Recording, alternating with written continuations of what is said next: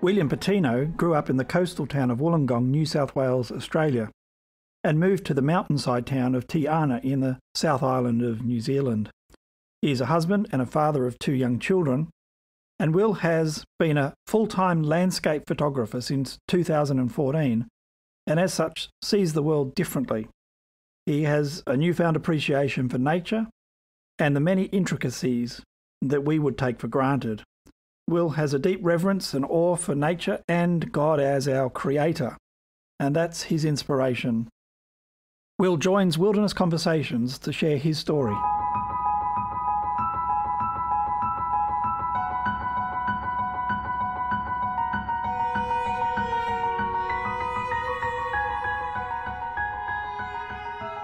William, thanks very much for joining Wilderness Conversations. My pleasure, mate. Thanks for having me on. Perhaps we could just start with you giving us a bit of background. Just tell us a little bit about where, I guess, you were born, where you grew up, and what were some of the influences on your early life. All right. So I grew up, born and raised in Wollongong, south of Sydney, in the east coast of New South Wales, Australia. Didn't really grow up in a religious home. Somewhat not atheist household, but probably more or less just believed that there was a God, and when you died you went to heaven, and that was kind of what I believed from a religious standpoint. Pretty much a typical childhood growing up. I've got an older sister, and just got up to all the usual mischief, really nothing too extreme. And I got into skateboarding when I was a teenager, and skateboarding just consumed my life for over 10 years. It was just something that I just love doing. Every spare minute I got on the weekends, get dropped off at a skate park with a mate, and after school we were skating, and that was just my life. I've got a little bit of an addictive personality. When I do something, I give it my everything. So I pretty much skateboarded all through high school, and during high school I met a girl who was a Pentecostal Christian, and I started going along, kind of got roped into it. I didn't realize at first, but she said, "Oh, you want to come to youth group on Friday?" And I didn't realize it was a church thing or anything. And so I went along to youth group, and I realized pretty quickly, like, hang on a minute, this is church basically. And but to be honest, it kind of felt right. It felt like it was something that I was kind of missing in my life and almost seeking, because my mum always did tell me, there is God, there's Jesus. I kind of had a little bit of a Catholic upbringing, to be fair. One of those classic, Catholic, but not an acting Catholic, not a practicing one, it was that type of thing. So when I finally, at the age of 16, went along to this youth group, and, they do a bit of preaching and stuff. And as they do in that church, they kind of say, if you want to commit your life to Jesus and, start fresh and be saved and all that. And for me, it just felt like this just feels right, like there's like something that I was seeking without really knowing it. That's interesting, because for someone like myself who grew up with sort of quite an active church life, if you like, and religious life, I didn't have that experience. And so it's interesting to hear you talk about, and not everyone has the experience, of course, most don't, but this idea that you were looking for something. Can you talk about that a bit more? Yeah, I think it's just a bit too hard to explain. I just remember being defensive about if I ever heard anyone say there's no God, or I don't know, not that you'd hear much of that anyway, but I just remember through my life, not really as a young kid, probably more as a teenager before the church thing, just thinking, no, of course there is, and it kind of annoyed me that people maybe say there wasn't. And it probably, because when I was younger, I did do like the Catholic, they call it communion and confirmation.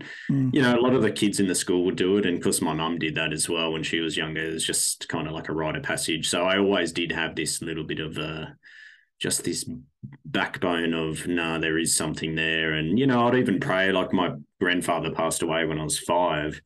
So mum would, said, Pop's in heaven and all this. And so I just remember always kind of having, it's basically a faith, really. It just didn't have any, fundamental foundation, but I always had a bit of a faith that there is something bigger. So when I did, like I said, when I was 16, go to this church, it was kind of like the puzzle pieces started to slide together. And it was like, it was like a calling almost. Yeah, it's hard to explain. It's quite emotional. Yeah. And I just remember from that point on thinking, like I said, I do have that personality where once I commit to something, then I want to give it my everything. So that's there from that point onwards. there was a turning point in my life, really. Didn't know anything really about the Bible or, especially the Old Testament. So it was interesting then just going straight into it. And my whole friend circle changed. I went from, the friends I had in high school and the people I grew up with where I lived, the church was maybe 20 minutes away, which as a teenager, that's like, when you can't drive, 20 minutes might as well be 20 hours. So I got a new friend circle because there was a lot of skaters that went to this church. It was a pretty big church. There was over 100 people there, probably more than that easily.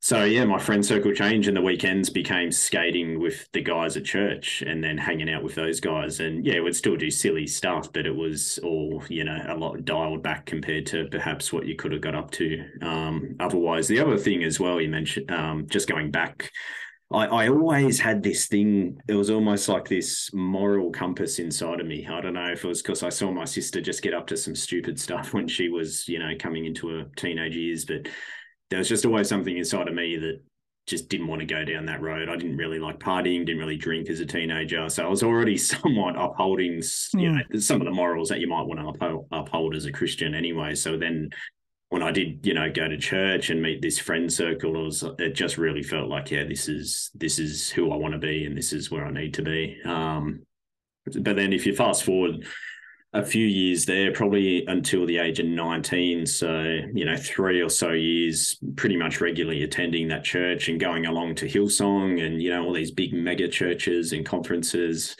Your interest in these places, was it intellectual or was it emotional? A combination? Yeah, not so much. What kept you there? Yeah, a lot of the Pentecostal church is pretty heavily emotionally driven. So, the intellectual side really wasn't there. And this is where the cookie started to crumble a little bit for me. I remember starting to get to a point where, I wasn't necessarily consciously saying this stuff out loud to people, but I just remember deep down thinking, some of this just doesn't seem right, like talking in tongues and even just some of the beliefs in demons and the devil and things that I did believe. But I just feel like deep down, I was like, no, I don't know if I really, it's almost like the emotion can get you across the line with some of this when the right music's played and there's a lot of hype. And that's just how it all works in a lot of those churches. Unfortunately, you almost get into a state of, it's not hypnosis by any means, but there's this, it's just easy to go along with it because it kind of feels right and the right music. But yeah, I just started to reach a point where it just wasn't doing it for me. I just didn't feel like it there. It's almost like milk instead of bread, it's just really surface level. Come along, Jesus will save you and your life will be better. But you can't just keep hearing that same type of message week in, week out. And coincidentally or not, as I was kind of getting to that point, I broke up with that girlfriend that I was with and, the friends that I was hanging out with, we're all getting older, you're 19 now, we're getting full-time jobs and, we're not young kids anymore, we're just skating all the time. So I probably wasn't going to the church as, wasn't religiously week in, week out. And then around that time, I happened to meet my wife, Renee, who's a Christadelphian born and raised. Now, where I lived in Wollongong, it's a pretty small ecclesia. But she happened to be going to an ecclesia up in the Blue Mountains just because of a few denominational reasons. There was a couple of splits. So she was more or less like the only young Christadelphian in all of Wollongong where I lived. And there's over, a couple of 100,000 in Wollongong. And after high school, I did a course. How did you meet her? So I was doing a course, a college course for 1 year on film and TV production, kind of like using video cameras and TV editing, just stuff like that. Yep. And during that course, we had to do a project where we had to go out in the street in public and just kind of do some interviews and just setting up the audio and filming. And anyway, during that process, we needed a pen. We didn't have a pen on us, me and the two guys I were with. And Renee was off in the distance on a park bench having a lunch peacefully, mate, trying to, stay away from guys like me probably.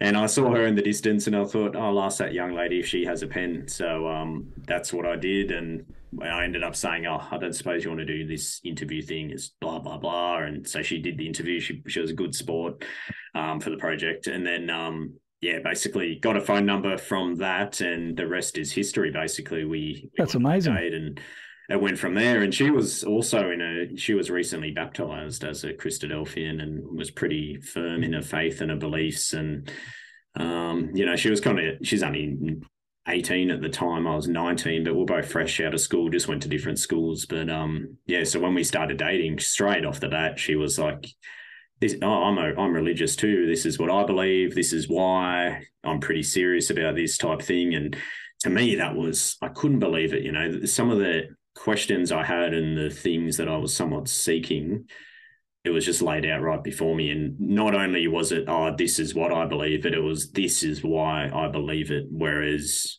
when I was going to the other church, and probably because of my age as well, I wasn't really necessarily seeking those answers, but I just wasn't really getting those answers there. And like I said, there was certain aspects that I just wasn't feeling right to me. It didn't really feel like truth anymore. And then Renee just laid it all out and said, no, this is what I believe. This is why. Look for yourself. And yeah, the journey just went from there. So to fast forward, you know, we ended up getting married after a couple of years, and, you know, I dedicated my life to, you know, being a Christadelphian, and, you know, pretty much wholly adopted that type of belief system. I'm interested in the process of going from, or learning about the truth, as we call it, in the Christadelphian faith. How difficult was that? Because you didn't have a lot of background in the Bible, etc. So a lot of it would have been new for you. Yeah, pretty much. The hard parts were, you know, just flipping certain beliefs that I had, and I had them only because I was told that's what it was, but I didn't really have doctrinal support for it. So, for example, the Trinity, speaking in tongues, the devil, just some of those real fundamental ones that Christadelphians we don't really believe in.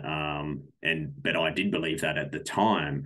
But when I was shown, okay, well, here's some reasons maybe why it's not what I thought it was, I couldn't really argue it because I just didn't have a counter argument. And it just made me actually, again, just go, yeah, this is exactly why I wasn't really sitting right with some of this stuff. So the hard part for me was saying to myself, okay, do I believe this because I actually think it's truth, or am I just believing this because I want to be with this girl? I really wanted to make sure that, no, God comes first. And I remember praying to God, honestly, even before I met Renee, you know, saying, I just want to serve you. I just want to know who you are. That was it. You know, it's as simple as that, really. And Renee actually said she kind of said a similar prayer.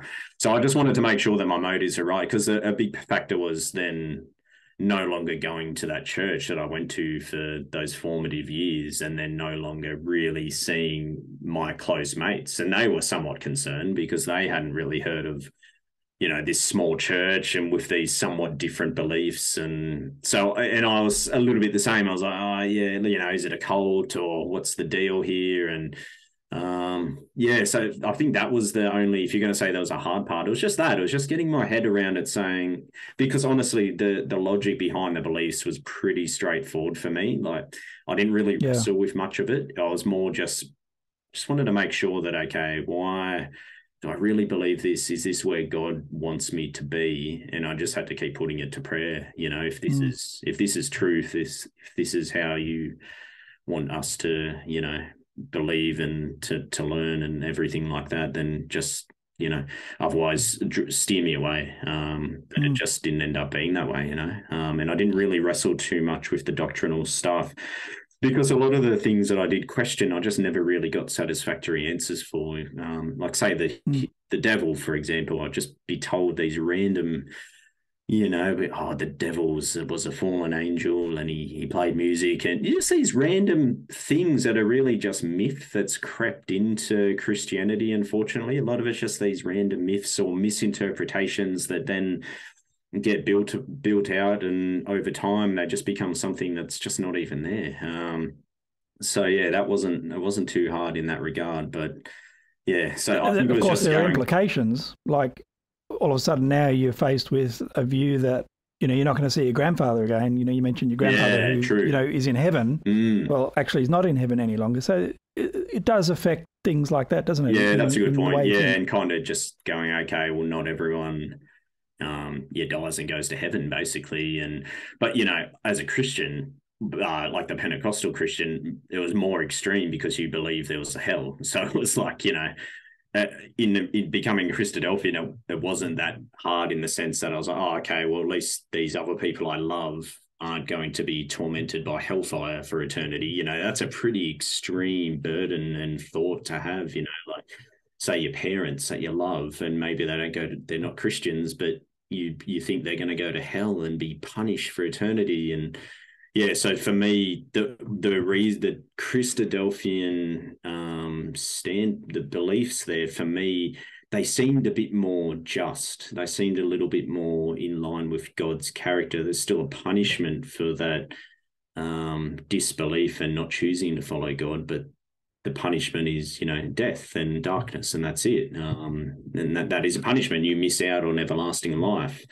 But to go to the other extreme where there's eternal, punishment and torture, that was a bit hard to grasp, as a Pentecostal Christian. So those beliefs, if anything, they're just really the Trinity. There was a few. I wasn't like, oh no, for me that's just one where, when you break it down and look at the verses, I can still see why people would think that maybe Jesus pre-existed and was or is God, but it wasn't like a big, oh no. To me, I was like, okay, that actually still makes sense that he's just the Son of God. And, it actually makes more sense that he's a man and he was tempted. It's more relatable then. And so that was all easy. But yeah, so there was a few elements there that, like I said, the biggest one was just going, okay, if I'm going to really commit to this, I just want to make sure that it's truth. And the church was a lot different too. I'm coming from a church that had, basically borderline rock music and,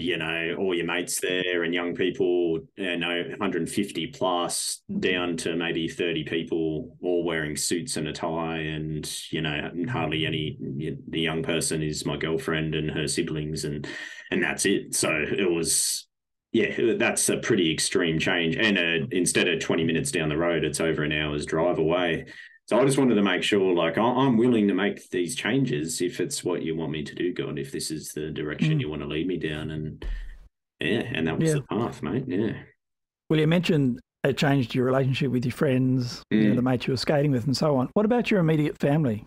Yeah, I think Mum was, Dad's pretty quiet and reserved, but I think Mum echoes some of what he might be thinking. But yeah, Mum was just like, okay, like she was a little bit like, hang on, 1 minute my son's goes to this church and he's got these friends and now he's dating this girl. And yeah, I think she ended up saying, like, oh, what is this? And yeah, it would be pretty confusing for a parent, probably, to be honest, not only confusing, but a little bit alarming, if I envision, I've got young kids now, and if I envision when they're older, 1 minute they're believing this and then they're a different, I can see how Mum could have been a little bit concerned. But I think once she met Renee and as time went on, it was like, okay, well, she's obviously not crazy, so it must be all right. And she met the in-law, my wife's parents. But yeah, I think definitely, it's awkward, that stuff. I'm 19, 20 years old. It's like, you don't really want to tell your parents that business anyway, but it's going to obviously come out. You're going to have to share with them what's going on with your life. And yeah, it's like religion is such a personal thing, especially at that age. Because you're still learning yourself and trying to figure it out, and you don't have to answer to a parent who's asking these questions. But yeah, Mum definitely had a few questions, but I think she knew by that stage, just trust me, she's like, she saw me as a teenager really change when I first started going to church. I wasn't like the other one. I wasn't going out and partying and all this stuff. And, I think for a while there, she's like, oh, what's wrong with my son? Because he is so different. So I think by this stage, it wasn't too alarming for her. I think she just had to trust me. And so you guys were married in Wollongong? Yeah, we ended up getting married, in Wollongong. I think we were 21 years old. And just before we got married, I was a second-year apprentice, so I ended up getting an apprenticeship as a air conditioning mechanic. Basically, after I met Renee, I finished that college course I was doing, and I was like, man, it's going to be hard to get a job. I was hoping to maybe get a job in TV production, filming live sports, or I just wanted to use a camera or edit, because with the skateboarding, a big aspect is I used to like making videos of me and my mates skating. And I had friends that did wedding videos and they just edited, you know, and I was like, well, I can edit a little bit because I do that for fun with the skating. So it'd be pretty cool to get paid for it and just edit other stuff. But after I kind of finished up that college, it was a 1 year private college course I did. I could see like, it's that type of industry, and it's changed a lot now. But back then it was kind of like you had to know someone really in the industry to kind of get your foot in the door. And yeah, basically, I had this new girlfriend and I wanted to impress her and the parents. And I was working a Big W doing night fill. I did that for like all through high school. So I was still doing that while I was doing the college course. College course finishes. And so, what are you going to do? So I just started applying for apprenticeships and ended up getting one as an air conditioning technician. So yeah, we ended up getting married when I was a second year. I think I was on about $6 an hour, which is crazy to think about. But yeah, and Renee was working in marketing at the IMB, the building marketing there. So you were a couple not flush with money, that's for sure. Yeah, exactly. Yeah, Renee was on the more money than me back then at the time. But yeah, it was money. Money wasn't really an issue because we're both pretty good at saving. When you don't drink alcohol or do stuff like that, it's like we're both living at home as well, so there wasn't really many overheads. So we just knuckled down and saved and saved and saved. So then when the wedding come up, we were just moved out and started renting an apartment in Wollongong, mate. It's funny to think about it now because that's almost 14 years ago or something like that. And video never really left you, did it? Looking through a camera and videoing and all of that sort of stuff was always there in the background. Oh, yeah, that's the funny part. Yeah, it has kind of, because another thing I wanted to do at one point was be a teacher, like a school teacher. And then when I was in high school, I broke up with that Christian girlfriend during the final exams. And it just meant the study went out the window because it was a 2-year relationship and the breakup. And yeah, so school with me, I just really wasn't interested in most of the subjects I was doing. So I just didn't really put that much effort in. I could pass fine, but anything above a pass, I was like, I just didn't really want to do the work.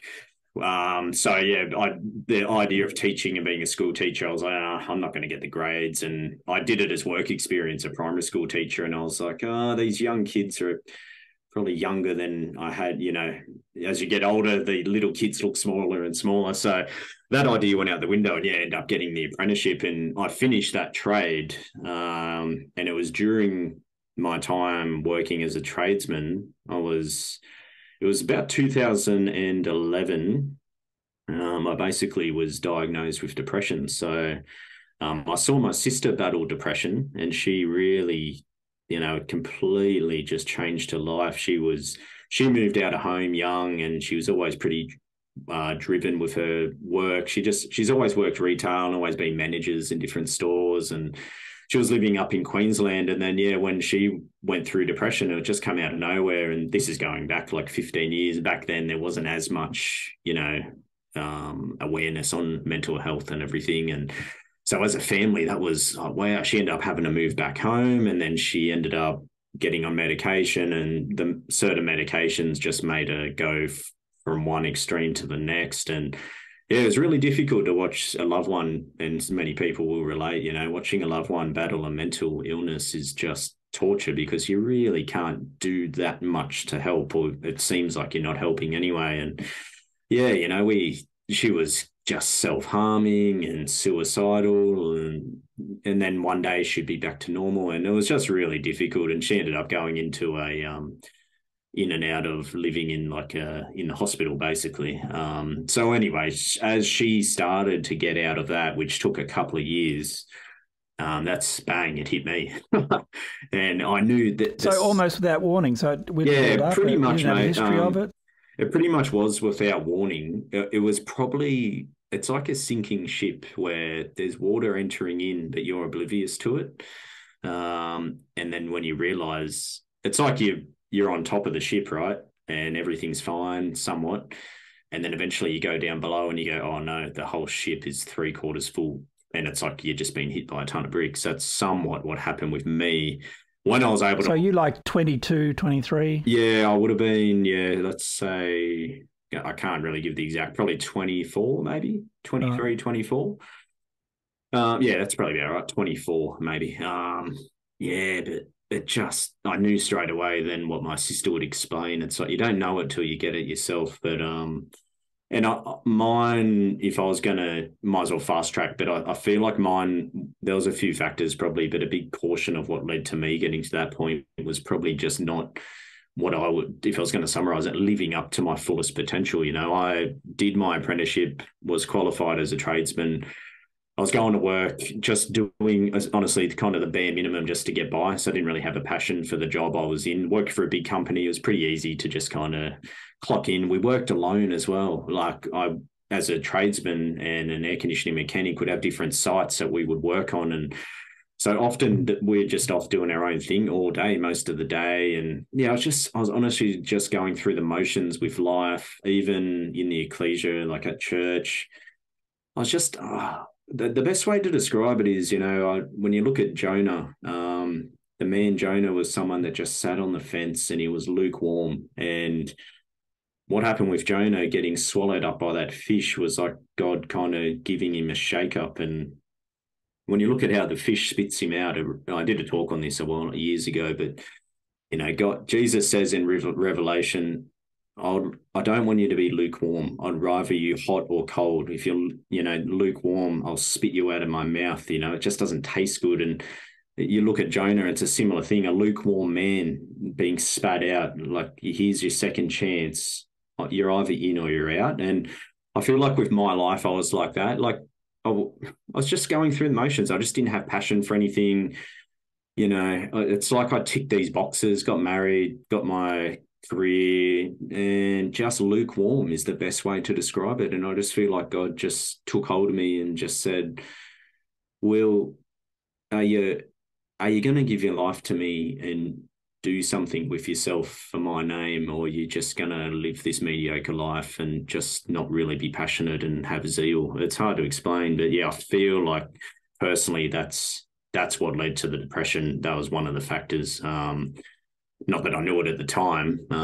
It's only looking back years later that I can go, okay, I can see why I had to go through that. Because when I really was in the thick of it, the first few months there, I was bedridden for a few weeks. I had to stop working for a little bit. Everything changed. But what it did, it made me actually rely on God probably for the first time in my life, properly rely on him, you know. Paul talks about the thorn in the flesh, and he says, you know, I pleaded to God, take it away from me. I pleaded to the Lord, and the Lord says to Paul, no, my grace is sufficient for you. My power is made perfect through weakness. And a verse like that never made sense to me, but I realized, and then Paul says, you know, for when I am weak, then am I strong. And when I was really in the midst of that depression, I was so weak that all I could do was either just pack it in or give 100%, just rely on God and turn to him and pray and read and not even try and get through it myself, but just give myself to him properly. Some people could get to that situation and almost blame God, and it could turn them away from God. Mm. But for you, it seemed to have the... Yeah, I think for me, it was more curiosity of, not a curiosity, but a desperation. It was, all right, it just didn't feel right to, it was only my faith that probably kept me alive, to be honest. It's emotional to think about, but that's when I realized now I am strong because I'm so weak. As Paul said, for when I'm weak, now I'm strong, because in that weakness, it finally made me submit. And by submitting, I fully, you know, put my life in God's hands and then allowed him just to change the direction of my life. And that's when I picked up a camera. We had a European holiday booked literally a few months down the track from being diagnosed with depression, and I didn't want to go on the holiday. We both didn't know if we should. Like, what's the point? I just was made up, you know, in that depression. I told Renee, I don't know if I love you. I don't love anything. I don't feel anything. I just feel like I need to run away. You know, it was pretty bad. And she stood by me that whole time. And I saw started seeing a psychologist, and I didn't take medication. The first doctor I saw just said, just take these pills and come back in a few weeks and see what happens. I didn't really want to do that, go down that road straight away, because I saw what happened with my sister. And then I finally, spoke to a different doctor, and long story short, I ended up going on that holiday, the European trip that we had planned, begrudgingly. But I was like, all right, it seems, one of the doctors in the psych said, it's probably going to be good for you and change of scenery, you and your wife. And so it was on that trip that we bought this camera. Renee said, oh, you should get, we should have a decent camera for the holiday. And yeah, buying that camera, I thought, I'll figure out how to use this camera. And it honestly just completely changed every aspect of my life. And it's been 10 years now. And my whole life has been reborn from that moment, by picking up a camera, and it became a complete outlet for me, an outlet for self-expression, and an outlet to draw closer to God by getting out in nature. And now it's been a change of career and change of country, and it's all come back to that moment in time. It's an extraordinary story. Who would have thought that the camera would make the difference? And obviously it's not the camera per se, but yeah, it's a tool. Obviously a change of focus or a new interest in life. What do you think it actually is? After that trip, I was like, that was, I still had hard times, but it was good for me and Renee to just bond together and be in a different environment. And then I think when I got home from that, I was like, all right, just seems like I just need to change my daily routine. And what the camera did was it just encouraged me. I was already exercising and going to the gym, but I wasn't really getting outdoors. And the photography drove me to start getting outdoors and started to just explore the natural landscape, the area that I grew up in my whole life. I didn't, I grew up on the coast, but I wasn't a guy that I used to skateboard. I wasn't interested in the beach or nature or anything. I just never was. Even on that European holiday, I just wasn't that fussed on seeing nature that much. Even though I had the camera then, it just wasn't really a passion inside of me. But then, yeah, getting home, and I thought, I'll go down and do a sunrise at the beach. And I remember going down the beach one particular morning, and to do a sunrise was a big deal, because I used to wake up 15 minutes before I had to drive off to work. That's the type of person I was back then. Like I said, just didn't have any passion, last minute, get up, drag yourself to work. So to get up early for a sunrise, I was like, oh man, I'm going to have to set the alarm. And then I did that, and I went down the beach and just watched the sun come up and tried to take some nice photos. And I just remember thinking, like, man, what a way to start the day. I just felt good, just felt better doing it. And that became the catalyst. And just there was a lot of exploration. I just got excited about, what am I going to find tomorrow morning if I go to this spot and walk around this corner and go down these rocks here? And there's a bit of a feedback loop then, because if you take a photo that you're happy with, then that encourages you to do it again the next day or whenever you can. And then there's that enjoyment of being out in nature. And then at the same time, I started sharing stuff on Instagram. And back then, Instagram was really just kind of kicking off. It was probably only about a year old, but no one knew what it was. Even I only stumbled across it by accident, really. But I started sharing photos on there. And back then, Instagram was like a good community. There was no businesses, no celebrities. And so when you put photos on there was a lot of engagement. And so there was that feedback loop with that, of posting photos on there and then getting feedback. And then I'd follow other photographers. And so there was this perfect kind of culmination. But yeah, so there's so many various elements. But I think the biggest one was just that time outside and just seeing God's creation, and just, yeah, it just changes you from the inside out. And then the drive to, like I said, I've got that personality. So I thought, okay, if I'm going to take a photo, I want to take the best photo I can. I'm not happy with these results. So I was driven to get better at photography. Then I wanted to get to a better location. And then I wanted to be at that location when the light was epic. And yeah, just that whole cycle. And then around that same time, we started, we changed the church we were in. We moved from the smaller one we were going to, and we just decided to look into the reasons why, parents and people before us had chosen to branch off and be in a smaller denomination. And yeah, as we looked into it, we realized that, things have changed over the years, and certain beliefs that maybe cause things to happen may not exist anymore, or yeah, just reasons like that. So we actually changed church, and I think that was healthier to start going to one that was not only closer. It wasn't Wollongong. We started going to Sutherland. But at Sutherland, there was younger people there, and it allowed me an opportunity to then start being the man that I feel like God was calling me to be. all along. And it was just all fueled by that, changing all the different elements in my life. There's obviously a giant leap from Sutherland to New Zealand. How did that happen? It's a bit of a distance there.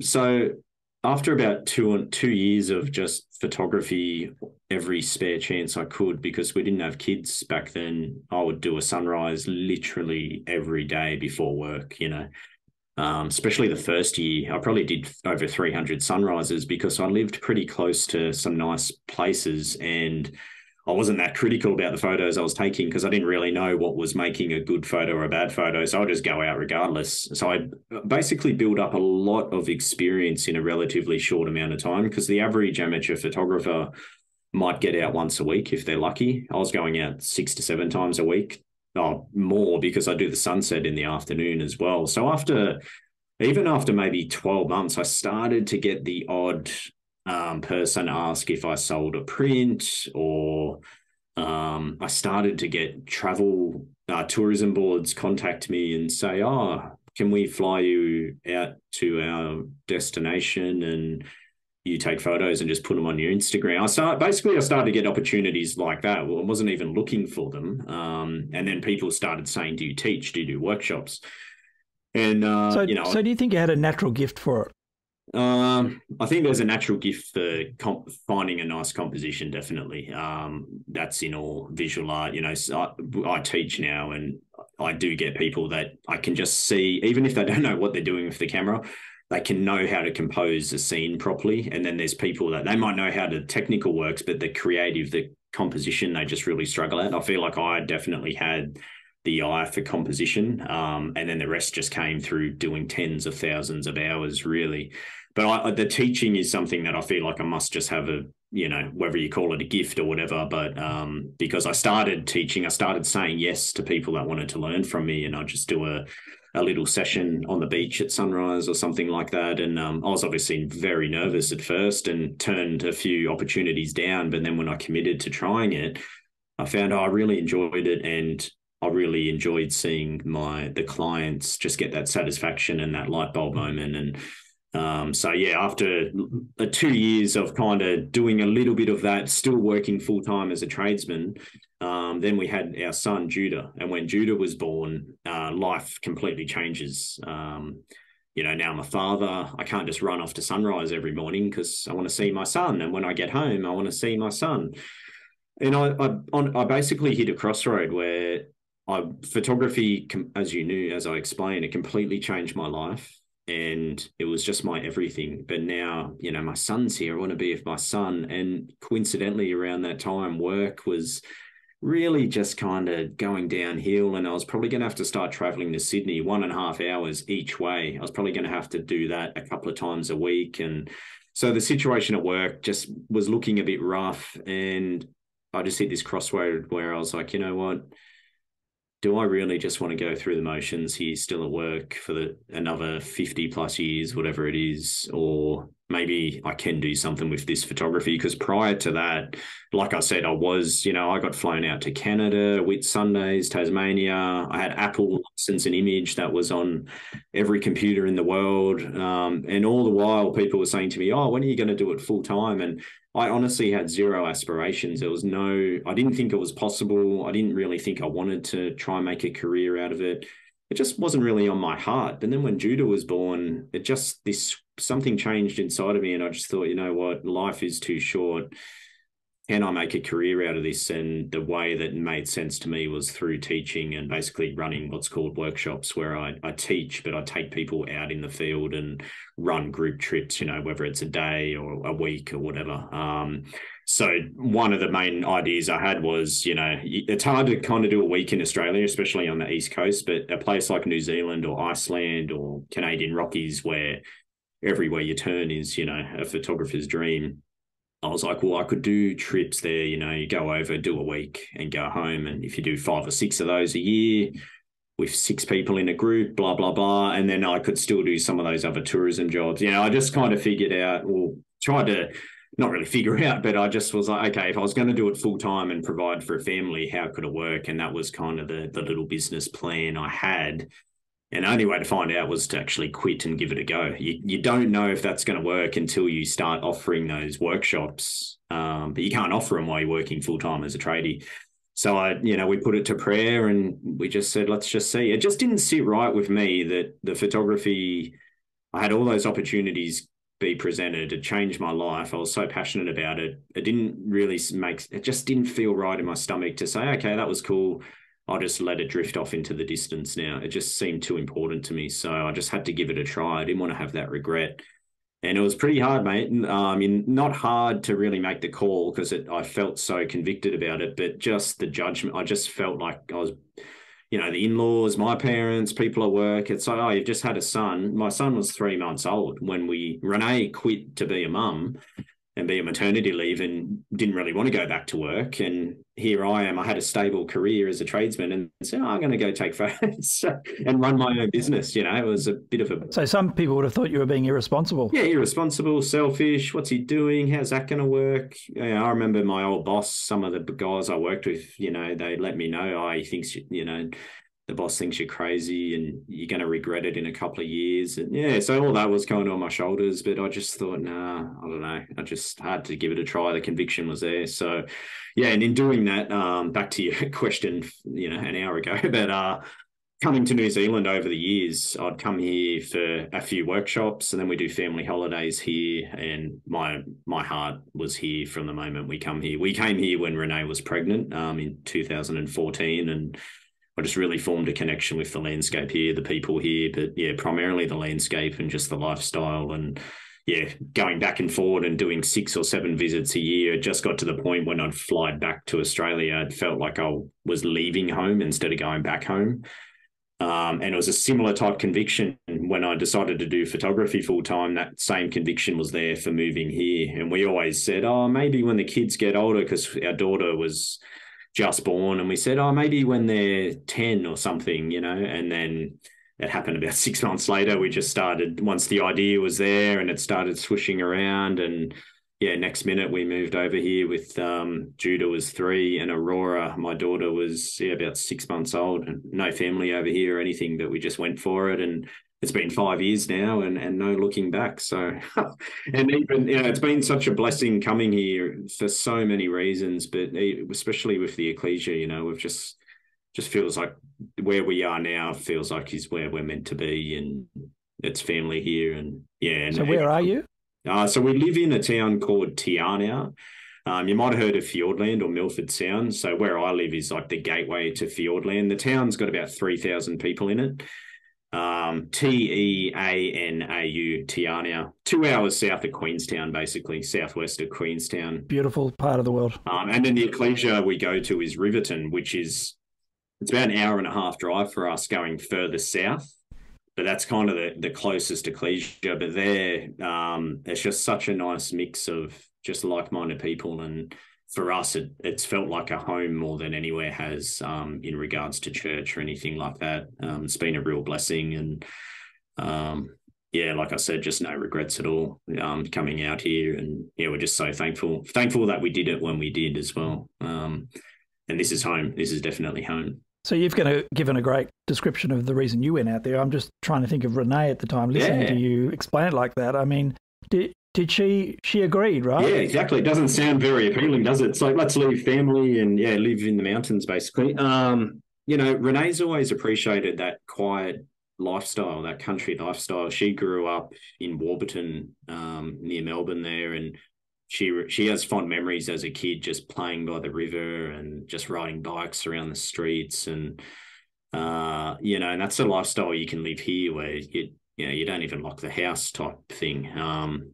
So for us to come here and raise the kids here, and moving here also gave us an opportunity to buy our first home, because when we were in Wollongong, we were renting at the time, and I just started running our own business, doing this as a living, a landscape photographer. And to buy a house there at the time in 2017 was pretty big prospect. Whereas moving over here, when we did, it's changed now, but when we did, it was, you could get a house for a third of the price of what you maybe could in Wollongong. So straight away for us, that was like, oh, wow, that's pretty appealing to maybe be able to own our first home. And kind of, yeah. So there was a few factors, and then just looking at, we come over specifically to do like 10 days here as a holiday, to look at it from a living perspective.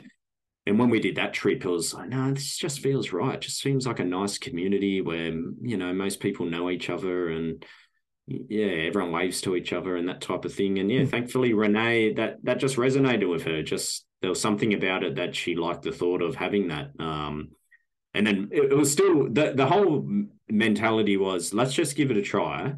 And if it doesn't work, I'm not too proud to say, okay, we tried, didn't work, we'll move back. And even with the photography career, I always said, let's just give it a try. If it doesn't work, okay, I'll put my tail between my legs, I'll say, yeah, and go back to being a tradesman. And yeah, thankfully it hasn't got to that point for those with the move and the career. But that was always the thing. It's like this, let's just give it a try. And if it doesn't work, then we'll figure it out. We're not locked into any of this. So that's how we kind of went into it. So it wasn't like there was a pressure there. And my biggest one was, remember how I said, when I met Renee, I wanted to make sure that the motives are right. Well, even with the move here, I remember saying, look, if it's not working, if you feel too isolated, if you miss the family, we'll head back. The last thing I want to do is, have an unhappy wife, or, you know what I mean? So communication is so big in a marriage. And so we always just had that communication. And yeah, thankfully it just became more and more of a home to us. It didn't take long. And yeah, now it's really hard to envision living anywhere else now for us, because we are so used to the type of lifestyle that you can have here. So yeah, thankfully, mate, just a real blessing that it seemed to work. And yeah, I don't know what else to say about it. It just feels God driven, like he was calling us here for a different purpose and everything. And going back, we were talking about depression before, and you sort of mentioned the trip, the camera, and then the change. So did you gradually sort of leave depression behind, or is it something that's sort of always been there, but you've been able to manage? How does that work? Yeah, definitely the photography was a huge catalyst, and then just growing in faith and trying to just be a better person, really. And yeah, basically a gradual, the worst of it was probably, the very worst of it was maybe 6 months, and then probably for a good year maybe was, just kind of climbing out of it. And then, probably for 5 years was still just keeping an eye on it. You'd never know, but every now and then I'll just get these little, you could feel it in the back of your brain, like, oh, these thoughts, and I'd learn little ways to get out of it. I got to get out, just get outside, or whatever it was. There's just various ways. So I'd learn coping mechanisms, really. And then now, it's been 10 years, really. Yeah, literally just over 10 years. I'd say like it's 99% gone, but I just feel like my personality is just one that I'm just an emotional person.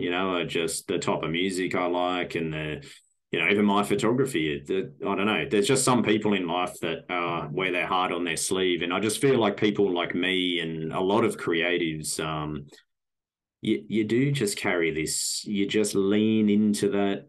The melancholy a little bit, but I don't know. I just it's just part of my personality, but I try and use that in my photography and I channel it. So yeah, it's been a blessing that for me, this was the outlet and what's been used. And I'm not naive to think that, it'll never happen again, because it is scary how quick, like it came on the first time.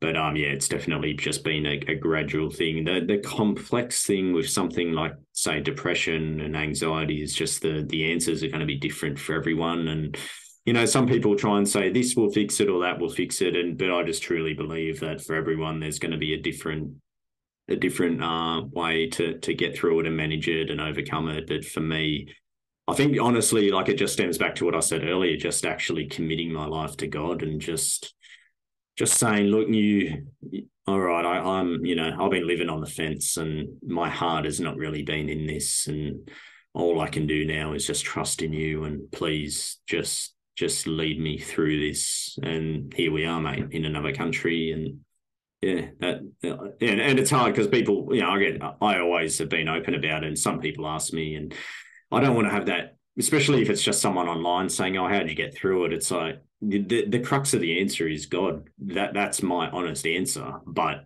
that's not a satisfactory answer. Yeah, there's layers to it, obviously, but it's God via these mechanisms, these various things. And that's how he works, right? He uses things in the natural world and technology and whatever it takes. But the crux of it is, I feel like God was the answer for me, giving myself to him properly and committing to him. Jumped on your website and had a look at some of the stuff, which is extraordinary, and the pictures are amazing. Thanks, mate. And I also decided to enroll. Well, not really, but I did go to your courses. No, and you're all booked out. You're booked out this year, and you're almost entirely booked out next year. Yeah. So obviously the success is beyond measurement. Yeah. Oh, thanks. So it's like any business, you just try and stay on top of it. But I'm very fortunate that I guess moving here was another blessing that honestly, it wasn't at the forefront of my mind, but just being located where I am now, it's not, I don't know, people around the world now know me as the guy that lives here and photographs this place. And I'm pretty passionate about exploration and photographing things that, it's not the postcard shot, put it that way. It's stuff that I'm trying to find mountains and things that no one's really photographed before. And so I guess in the photography world, and if you're an amateur photographer, if you're looking to come to New Zealand, I'm just one of those people that are going to come up. So that's been a real blessing as well, that, there's demand that, one, people want to see New Zealand, but two, they might have seen a few of my photos and that's resonated with them. So it's been a real blessing. And during the pandemic, we moved a lot of what I do online. So I've got a lot of video courses that I do now and a YouTube. And so I've really branched off a lot with what I do. Teaching in the field is like my bread and butter, but then, just teaching through as we all learn now. If you want to learn something, you just jump online and you watch it on YouTube, and then maybe you buy a course for $20. And so, a lot of, what I do now is a lot of that, filming videos. And I feel like I'm busier now more than ever. But when I think about before I did all of the video stuff, I'm like, what was I doing in between all the workshops? Whereas now it's like when a workshop ends, I'm like, all right, I'm going to film these days and do this and then try and have family time. And it's got a lot on the plate, but it's been a blessing. And I wouldn't have it any other way. I just really enjoy.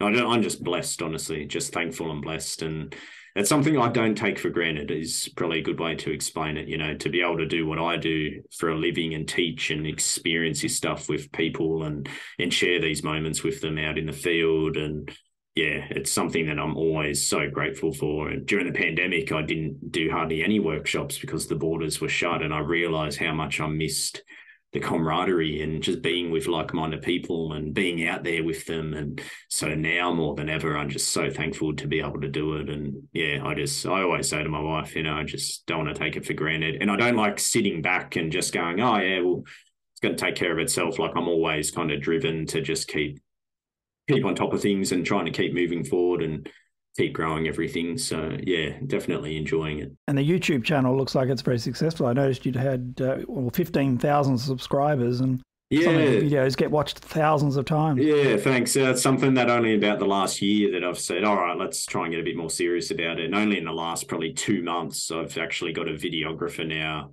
to come out and film with me and edit, because I could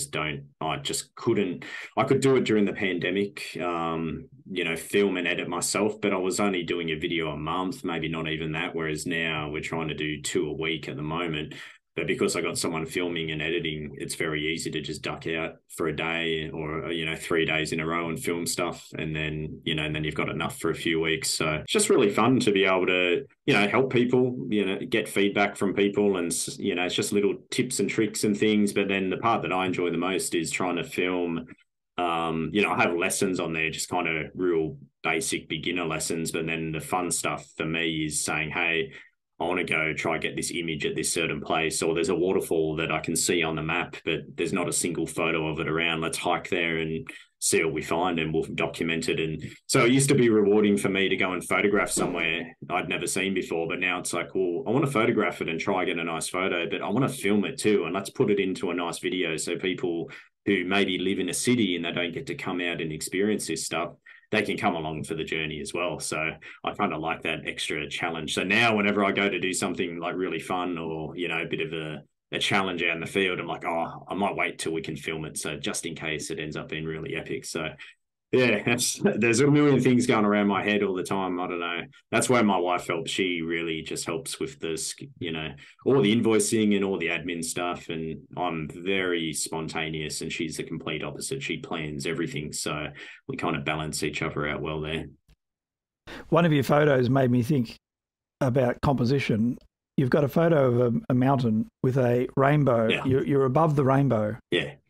I mean, to be there at that place at that time, Yeah. it made me think you must spend thousands of hours to get one shot. Like to be there at that time. That's surely an amazing thing. And then being able to take the photo. Well, that's the other thing, of course. But this is the part that for me means the most. The people will never see the failures or the times that you go out and you just don't really create anything, and you still enjoy yourself anyway, honestly. But yeah, there's probably a handful of times each year where I just witness something that to me, it's the hand of God. Like I've had times in Australia where I've gone into a sea cave. I've seen a storm coming, so I've gone to this coastal sea cave, and then I'm in there, and not only there was a rainbow as I'm in the cave. So you got a natural frame with the cave. There's a big sea stack out there, a big rock, and a rainbow appears, and I'm thinking, wow, look at that light. That's incredible. And then a lightning bolt at the same time. And, I've been physically shaken to the core with some of the stuff like the rainbow that you mentioned there. I've had a few like that. I've got some new images I haven't released yet. Similar thing where I've just been